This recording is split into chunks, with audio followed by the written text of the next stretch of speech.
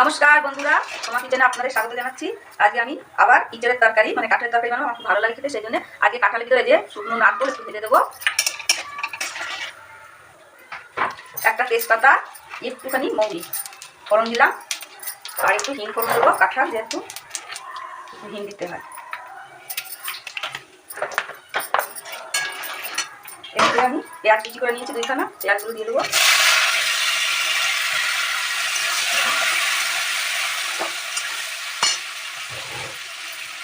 পেঁয়াজ ভালো করে ভাজা হওয়ার জন্য অল্প চিনি দেবো। পেঁয়াজটা ভাজা হোক তবে মশলা দেবো। এই যে আমি কাঁঠাল আর আলু দুটো সিদ্ধ করে নিয়েছি, কাঁঠাল একদম সিদ্ধ হয়ে গেছে, আলুগুলো সিদ্ধ হয়ে গেছে দেখছি বন্ধুরা। এবার আমি মশলা ভেজে তার ভিতরে এগুলো দিয়ে দেবো। মশলাতে আমি দিয়েছি 1 চামচ সর্ষে, 1 চামচ জিরে, একটা পুরো রসুন, একটা ছোটো পেঁয়াজ আর 4-5টা শুকনো লঙ্কা দানা ফেলে।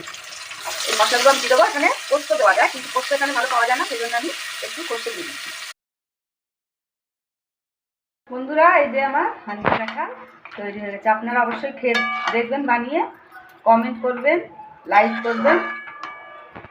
Thank you.